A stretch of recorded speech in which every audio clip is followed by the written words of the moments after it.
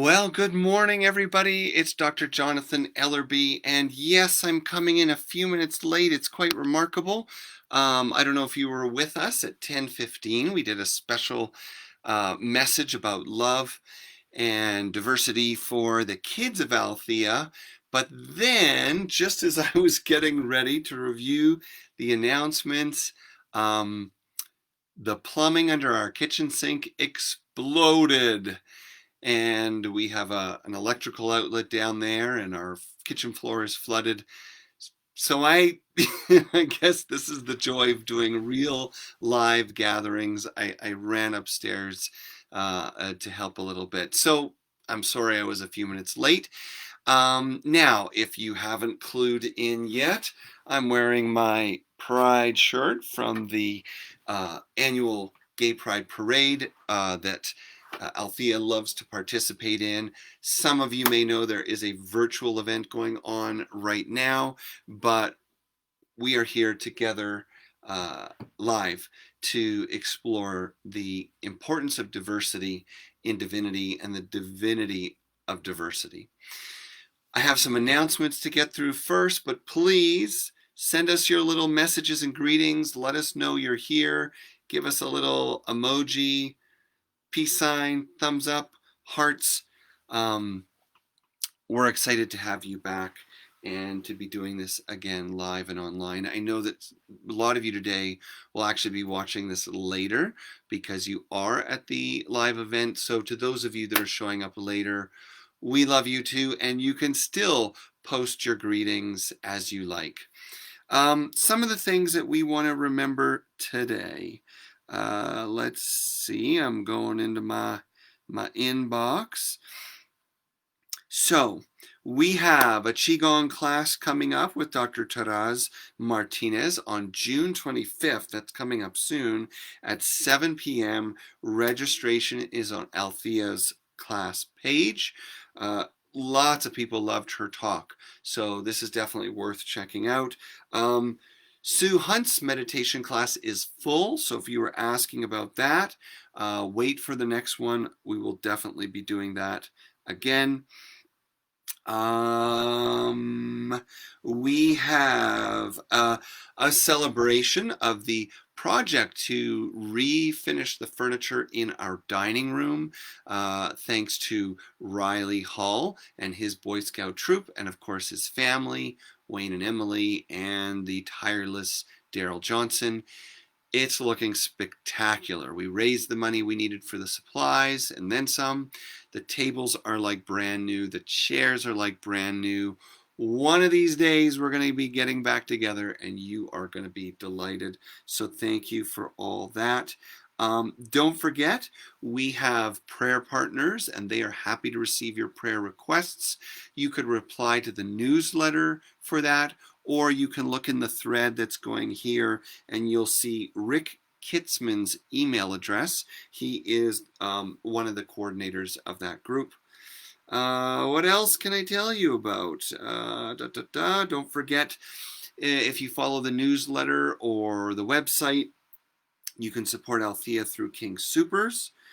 Do not forget, you can still get a free copy of my online or ebook, Spiritual Experience, which is actually strangely, remarkably related to diversity and unity.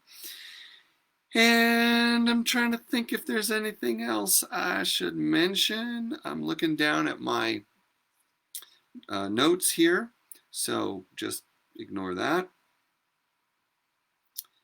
I think we're good. I think we're good.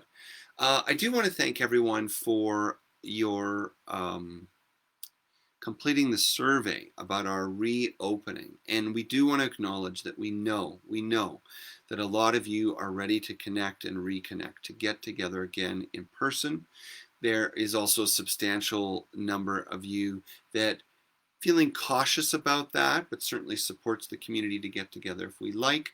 And tentatively, what I can tell you is that the board and our staff have decided that, of course, we are moving towards reopening, but we're going to do it carefully. We're going to do it with a lot of thought in terms of how the building is laid out, how the seating is set up. which are all more complicated things than you can imagine, because social distancing isn't just 6 feet between each person. Some of you are coming in pods and groups. You didn't think about that. So we got to figure different ways to bring people in, keep sanitizing bathrooms and doors and all that stuff. And I'm proud to say that we have a new renter coming into the building that is taking up the upstairs suite along with Sisters of Color. So Althea continues to grow and grow strong, but we also have a fair bit of maintenance to do in preparation of their arrival. So probably we're looking to the first week or so of August, but definitely I can say unless the state shuts down again, I think it's safe for me to tell you on behalf of the board, we're going to see each other in August for sure. And the gathering numbers are also being expanded presently. So, if we can have 100 people in the building, I'm glad to do 2 services. Everyone can be a part of a Sunday experience. So that's something to look forward to. If you like that announcement, send us a little heart or a thumbs up or some kind of love. I'm like nearsighted here, so I'm just leaning in, trying to see people's posting. And yes, we will continue to do more creative things throughout July. We will definitely get Daryl to sing for you before August hits. We will definitely get in maybe another speaker or reader or something. We understand you want to keep this connected and cool and interesting. And how many times can you stand hanging out in my basement with me? Well, hopefully a lot, because we're going to keep doing this. If you need to remind anyone to join us, send them a text right now. Send them an email right now. We love to keep our numbers up. We love to keep that sense of community up, community and connection, just by seeing the little Facebook emojis and numbers. And of course, your donations are literally keeping us going so that we can look after our staff. We can continue to pay salaries. We need your gifts, and we are grateful for the generosity of this community as we have gone through this strange and difficult time. All right, so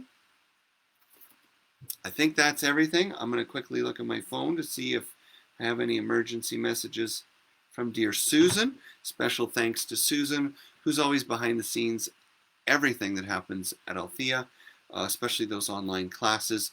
Special thanks to Daryl, who has been maintaining the building. Aaron, Brian, our love and thanks to you guys. Also to the board for all the things they're doing behind the scenes to keep things going. And our dear volunteer coordinator, Sarma, thank you for keeping our compassionate callers and our gardeners and other people on the go. Pay attention to the newsletters. Read the Facebook posts. We have more cool stuff coming up. We're expecting more classes in July. We're expecting more volunteer opportunities. So that is that. And you have to say, it's a good sign when Jonathan's announcements get longer, because it means we're getting closer to getting back to the new normal. On that note, let's slow down. Let's take a deep breath, and let's start moving in to the purpose of our day. So,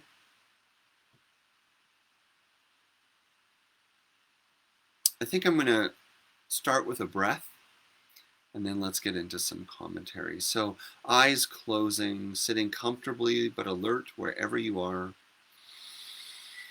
And a big, big inhale and a big, big sigh, a release, an exhale.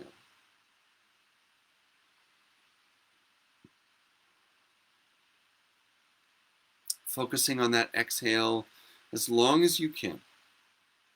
Releasing, releasing, letting go. And then a soft, full inhale through the nose, down into the belly.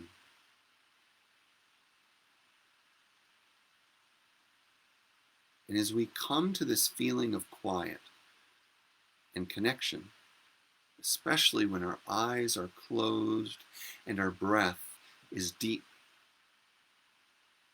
we can begin to access that place of stillness where we more than remember, but we feel the interconnection of our community. Each and every one watching this together as one. Whether you are watching this now or later, when we close our eyes and open our hearts, there is no difference between us, not time, nor space, nor race, nor culture. And so we turn our attention to our prayers, our meditations, and our hope for the day. At the top of many of our minds is the memory of Jean May, a dear community member who was very, very involved in volunteering for some years, and especially in the kitchen. And so as we go into our prayer, remember her passing. If you'd like to join her memorial, it will be this coming Friday. Her family has chosen a church, or I don't think it's a church. It's like a memorial hall in Boulder. And you can get that information from the newsletter, and you can also contact our office. But it has been posted in the newsletter, and I'm not certain if we're going to post that on Facebook, as that's maybe a little bit too public. But I suppose it could be in the thread of this video. That seems safe. I am intending to be leaving town Friday, so I won't be at that event. But I will also continue to be facilitating our Sunday services and Thursday gatherings just from the road. Hopefully the border to Canada will remain open, and we will be going to see immediate family. Another thing that we bring into our prayers today, of course, is the historic Black Lives Matter movement and the protests and demonstrations for systemic justice in the police force and beyond. And it's interesting to note that this week there was a landmark case in the Supreme Court on behalf of the LGBT community, in which finally, after decades, the Supreme Court has confirmed that civil rights include the inability for an employer to fire someone based on their gender or sexual orientation. And while I am so grateful to see this change, I am deeply saddened that this would ever be a question or an issue. It's quite unbelievable to me. So, June is usually a month where we're celebrating diversity, and this day we are celebrating the LGBTQ pride community. It always lands on Father's Day, and of course, blessings and shout out to the fathers. It's tough stuff, and probably getting tougher these days. But in many ways, we always swing that celebration of Father's Day to a return, a reinvigoration of the celebration of diversity. For in the divine consciousness of fatherhood, we must love all our children equally. We must nourish and protect all our children equally. We must celebrate and uplift all our children equally. And the divine consciousness, the archetype of father, is the masculine moving energy of change and provision and protection.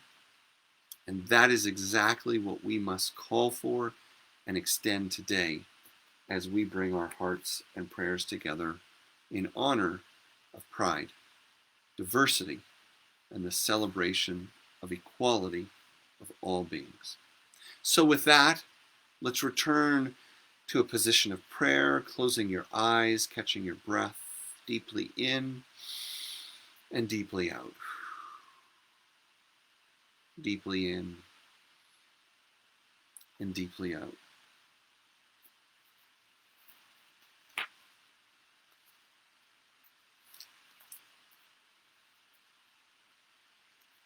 In the stillness that we share, we pray, each in our own way, and yet together as one. We summon the divine power in one and all. And so we call to the universe. Dear God, to our source, our substance, the one that is all, feel our prayers today. Know what is in the depths of our minds and hearts as we together long for a world free of the tyranny of fear and bigotry. Today, we honor and celebrate all the courageous leaders in the LGBT community and in all communities where people are oppressed, struggle to find voice, or merely feel the persecution of the very forces designed to protect them for being nothing more than themselves. We unite for the ways that our spiritual journey brings us to greater wholeness, peace, healing, and the radiant power to be a part of blessing and balancing the world again. We give thanks for another day of life and the chance to love and learn and let go. We give thanks for our community, Althea, and the way we have come together and will come together to honor and support the true authenticity of each individual in the spirit of oneness. We pray together for balance in this human world, balance between nations, cultures, races, genders, balance with our brothers and sisters of the animal world, the plant world, the stones, the natural forces and powers. Today, through our prayer for diversity, we commit to being a part of the restoration of wholeness and balance for one and all in the solstice energy, the solstice light, the great solar power of the year. We move through the divine masculine, dear God, the praise of fathers and blessings for fatherhood, and we each together claim that masculine force to give life and balance, sustenance and protection to that feminine wisdom that we are all awakening to. Dear God, restore this balance. Hear our prayers, big and small, spoken and unspoken. We pray peace, health, healing, and a great awakening for the common good in ourselves, our home, in our communities, our country, in all countries, and for all beings everywhere. Amen.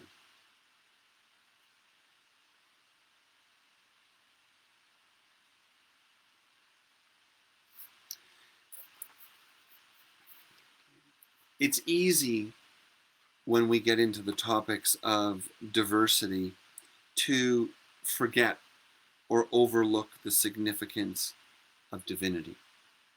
We may not all understand or agree how and why different forms of diversity should be celebrated or are celebrated the way they are. But when we are reminded that diversity is the lifeblood of our universe, diversity is quite literally the foundation of life itself, then we return to a new position in which We are open. We are curious.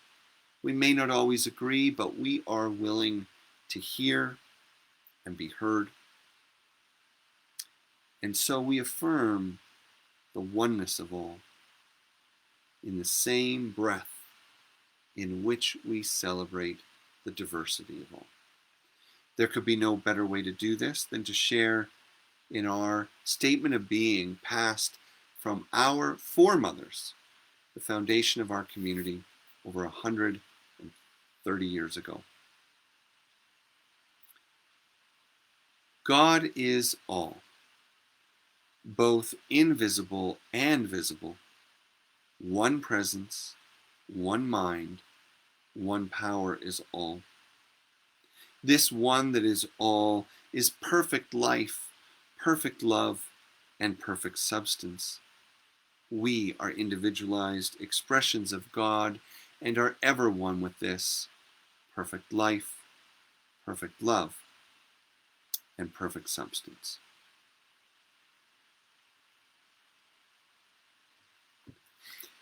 So, I think I'll save my reading for a little bit later.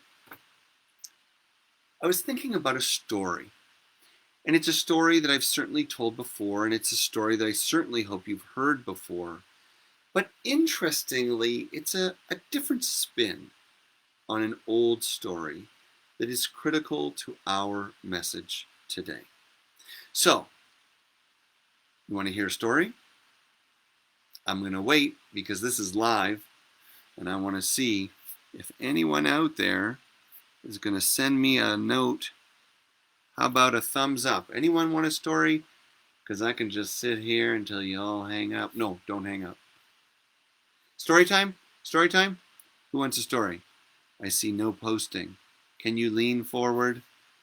There's at least 50 of you out there. Can you post? Can you click? This is interactive. Leslie says yes. Lawrence says yes. Rob. Hey, Rob.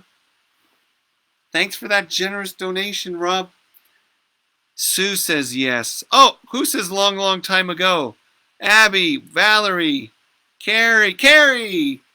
Carrie's in California. Far, far away. Very good. All right, that's good enough for me. Oh, now Fred said, "Oh, please, please," but I don't know. Is Fred saying, "Please don't," or "Please do"? Anyway, I'm so grateful to see you all, and this is a story that is often told to depict the power of oneness, but actually, it's a phenomenal story about the power of diversity. And it goes like this: a long, long time ago, and far, far away, there was a foolish king. And this king had just been delivered an extraordinary discovery from his explorers. An elephant. For the first time ever, an elephant was seen in this kingdom. No one had ever heard of it. No one had ever seen it. And so he decided, being a foolish and egocentric king, to play a trick on his advisors, as he loved to create division on his team just to see the way they scrambled to recover. He asked that the elephant be kept a secret. So very few people had seen it. Just the explorers, just the stewards on the ship. They took it into a great big tent, and he called together his most dignified and trusted advisors, who he was delighted to fool and humiliate. And in a pitch black tent, inside another pitch black tent, the elephant was chained. And he sent the advisors in, one after the other, asking them in just a few moments to reach out and, through their hands and their senses, to determine what was in the tent, come out and tell him. He promised a great reward to whoever was right. This guy was like really a jerk. So the first one goes in, and in the total darkness grabs the tail of the elephant, feels it down, comes out pretty quickly and says, "Well, that's easy. It's clearly some kind of a something like a cord, a thick cord, frayed at the end. A creature, if it were a creature, maybe something like a snake. The king smiled smugly and sent the next one in. The next one in came and connected with the side of the elephant, and it was like a wall. It was like a bumpy, leathery wall. And the next advisor said, well, whatever's in there, it's something like a wall. Maybe it's a structure that you've built and encased in leather. The two advisors looked at each other like they were crazy. The next one goes in and grabs the leg of the elephant and comes out and says, you guys are cuckoo bananas. It's obviously a type of tree, like a tree trunk. And the next goes in and feels the ear and says, no, no, no, he's clearly brought back a sail of some kind from another country. And the next one feels the tusk and says it must be some kind of a weapon, and you get the idea. They all come out with different stories of what they think is in the tent that they have been asked to discover. But there's a twist here, because you may not know this, but in that moment, the king went from smug to self-righteous to curious, and then something changed. Because as the king first thought he would humiliate them each for how wrong they were, he realized in the end how right they were. He realized that each distinct experience of the elephant was totally different and totally valid. And that if he, as the king, actually wanted to know what was in that tent, he would only know if every voice was heard, if every experience of the elephant came to the table. He realized what a fool he had been for thinking that he was the one who knew the whole picture, and he would mock them for each not understanding. He had the great realization that life is like the whole elephant, that God is like the whole elephant, that love is like the whole elephant, and that if he wanted to be as great a ruler and a king as he had hoped to be, then perhaps his ego needed to find a new place in the circle, and perhaps he needed to celebrate each and every voice differently. You see, this story is often told to illustrate that the oneness of spirit is too grand for any one religion, any one culture, any one person, any one practice. That we need the diversity of life and tradition to understand the greater whole. But the emphasis is often on the greatness of the whole, rather than the preciousness of the interdependence of the views. Often we use this story to say, don't laugh at Buddhists, they have a piece of it. Don't challenge the Muslim people, they have a piece of it. Don't be righteous about Christians or Jews or Native people or whatever. It's a kind of story that's used to teach tolerance. But in truth, it's a story that teaches interdependence. All the great challenges of life, be it love or spirit, are beyond the control or concept of the simple human mind. And so we quite literally need each other to fulfill the wholeness of the human experience. And anything that we judge, anything that we reject, anything that we cannot accept in the world is an aspect of self that we cannot accept. Think about that. If God is all, if we are one in spirit, then that means that we live in what might be called a holographic universe, that every part contains the whole and the whole contains every part. Every struggle, every bigot, every freedom fighter, every wealthy person, every person facing poverty, we all carry a piece of the total story, but we all carry a piece of each other. So where you have judgment, fear, resistance to anyone or anything, it is the judgment and fear of the same in yourself. So embracing diversity is much more than a political movement, although may it be so. It's much more than a social movement, although may it be so. It is fundamentally a spiritual movement.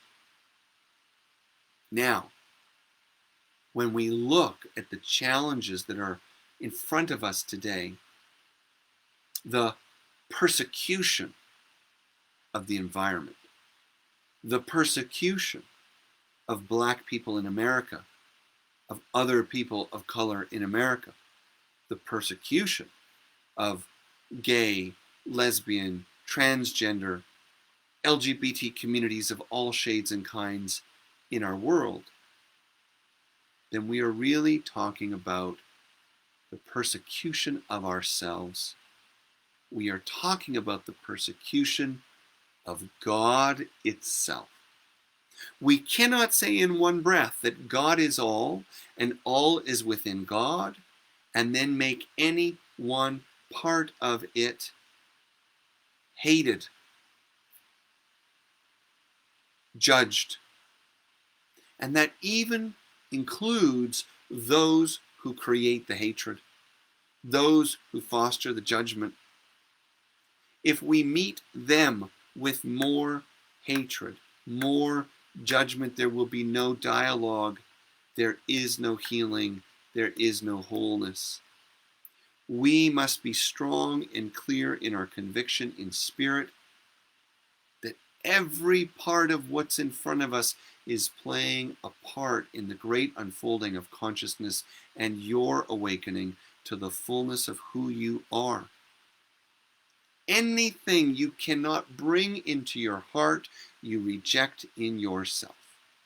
Anything you cannot bring into your heart, you reject in yourself. And this takes us to a very special and possibly controversial extension of the message that I'd like to share today, which is that if each diminished, disenfranchised, or disconnected community in the world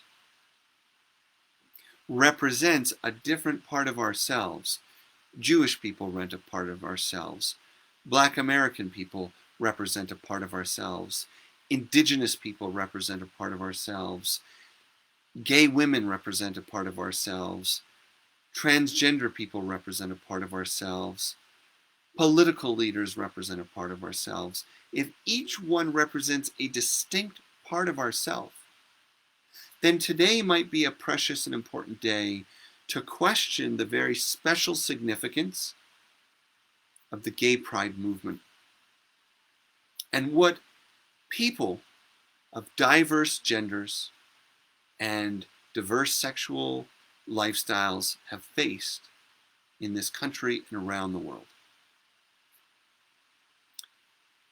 Now think about this.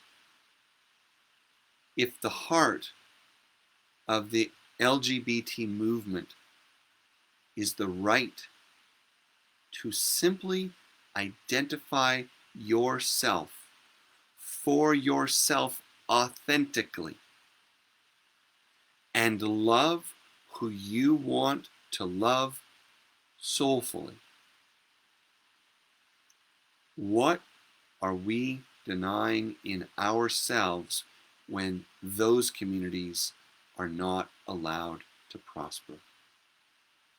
if the LGBT, and I know that there are different communities that have longer and different acronyms, and I apologize for not knowing them all, or for not knowing which is the most respectful. But when we talk about LGBT communities and all those related, we are talking about the movement for people to define themselves, who they are. This is the most basic human impulse, to be authentic. It is the foundation of health. It is the foundation of relationship. It is the foundation of success in any form in the world, your congruence. Now think of a culture, a community, a business, a family that denies authenticity.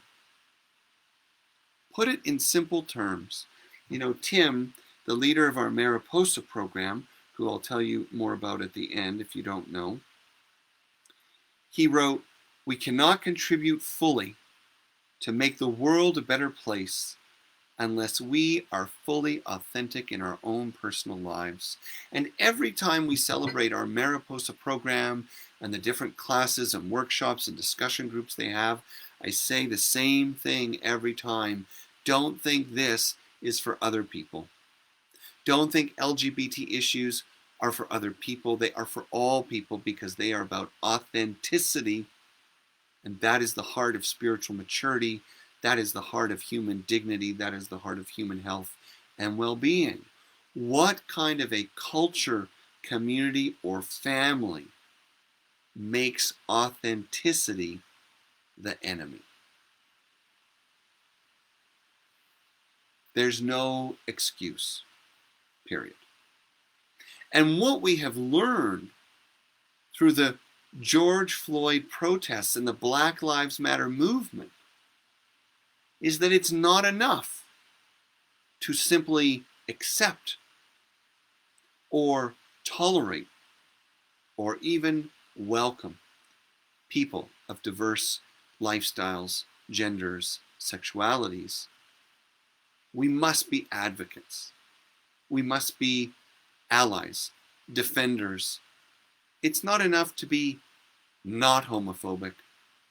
We must be anti-homophobic.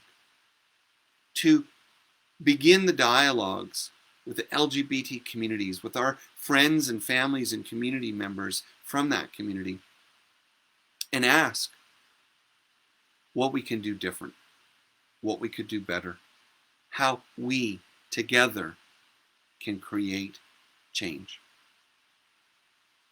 But there's one more piece,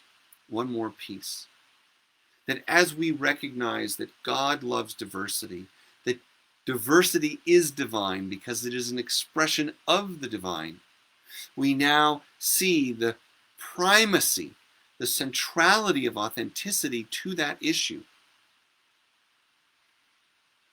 But we go deeper, and we see that more than simply celebrating the empowerment of diversity, we are also talking about people's right to love who they love, how they choose to love them. What kind of a world would want to control who other people love? We're talking about love. Would you want someone to tell you who you can love, how you can love, and whether you should be ashamed of those things? You see, what we are uncovering is the depth of the poison of bigotry and hatred. For if we are denying the full expression of love in others and the full expression of authenticity in others, then that means we are denying it in everyone. Everyone, especially ourselves. And that is a very simple concept. What we deny outside, we deny inside. But it's complicated. It's emotionally charged. It's culturally conditioned. And it's painful to face and reverse, but we must. The very fact that we are celebrating that the Supreme Court is just decided in 2020 that you can't fire someone just because they're gay, that is insane. You don't think we could have figured that out in the 60s? So we close by recognizing that with each special movement in this country, with each special interest in this country, with each minority in this country, for people of color, for people of diverse genders, these are not political and social categories that you can just choose to honor from a distance or turn a blind eye to. Pay attention to the metaphysics and the meaning of what's unfolding. We are all being shown that something in us is radically incomplete and out of balance, no matter who you are, myself included.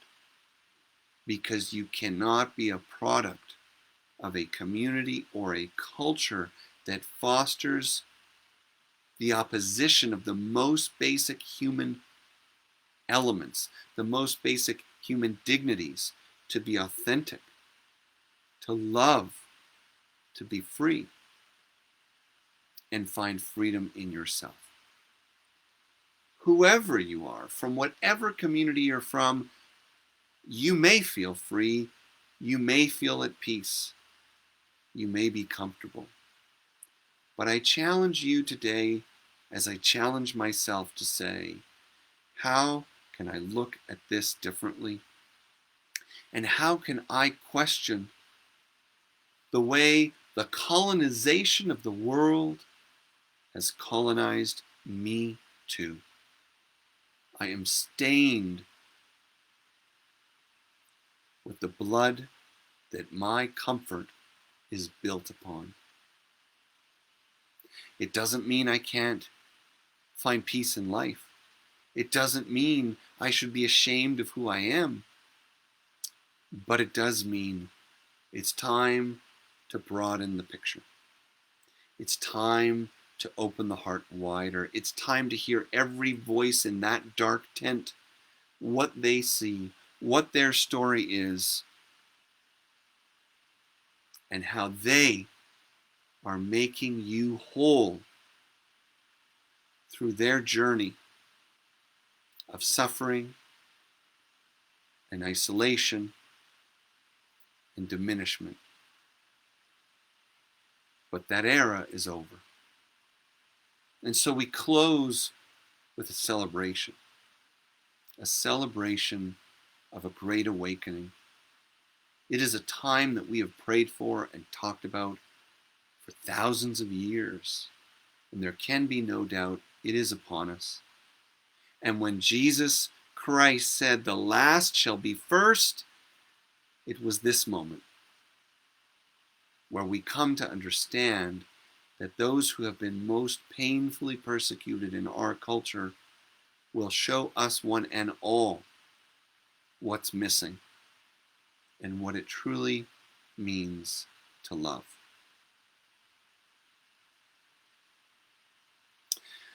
So, as we move towards closing, I have a reading that I found about love that I wanted to share.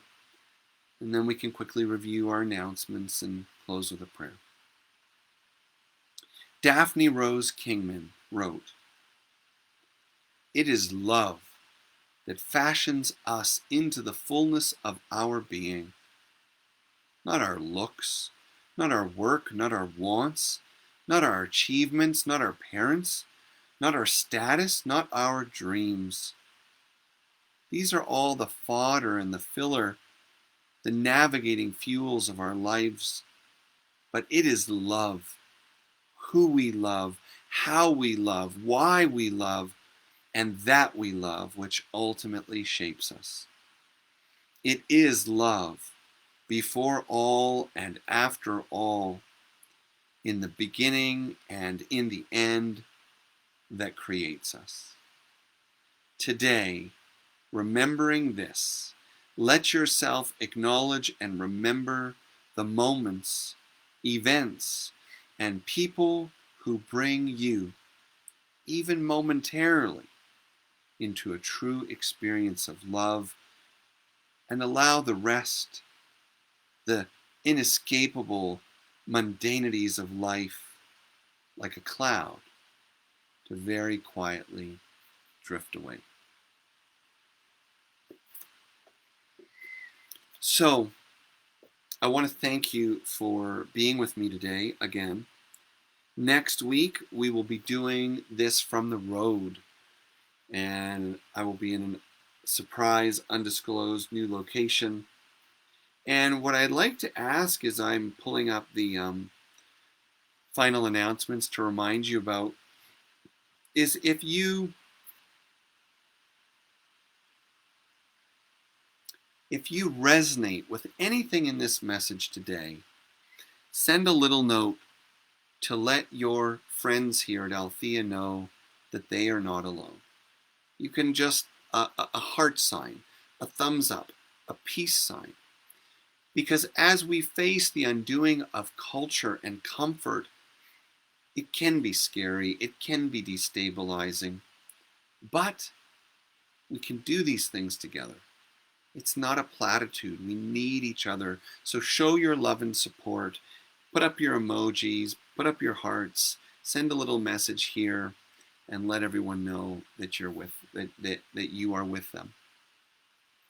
So, while you're getting ready, leaning forward and sending your love, remember, we live by your donations. We are a community that is donation based. There is no secret funding source except for some of you.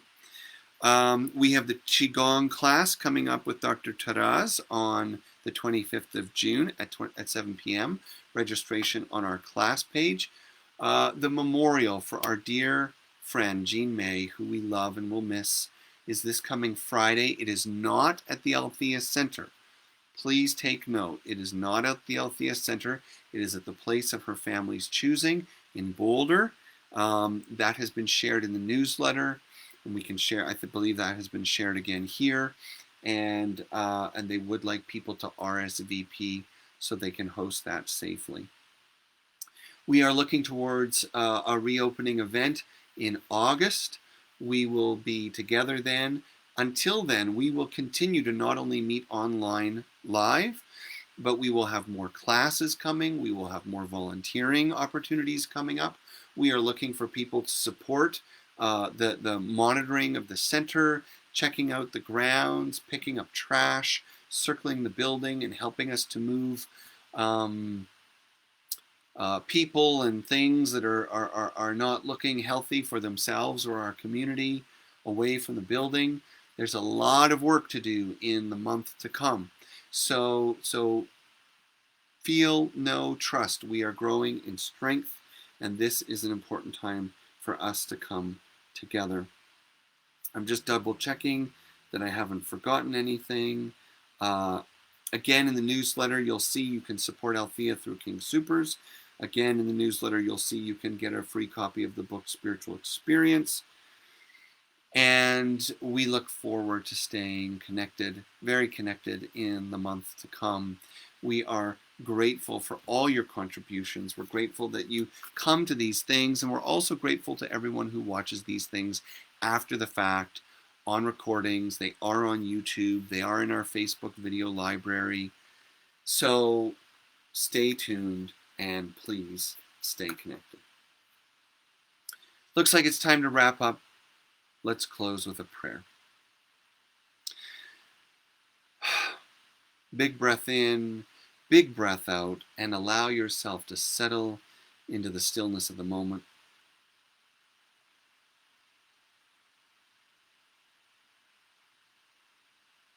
To the one that is all, dear God, divine light and dark of all that is, to the creative force, the mystery, our source and substance, we give thanks for another day of life and the extraordinary gift of awakening to the design of life and the understanding of our interdependence in spirit, the oneness of all and the diversity within the one. We are grateful, dear God, that our brothers, sisters, family, and friends around this world of all forms of life, all beings,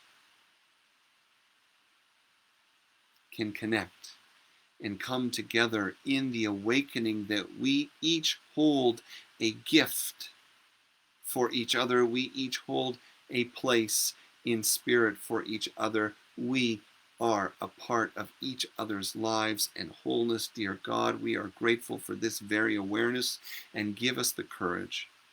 Bless us with the clarity and strength that we may live by this insight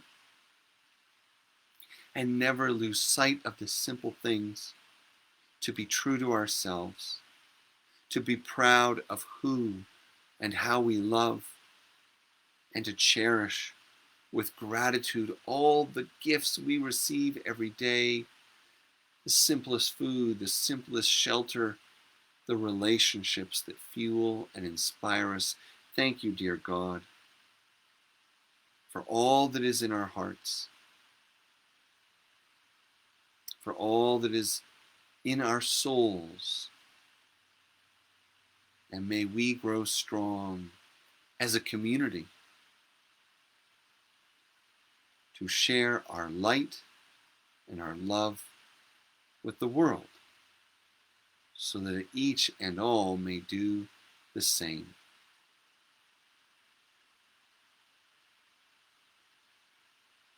Amen. So thank you, everybody.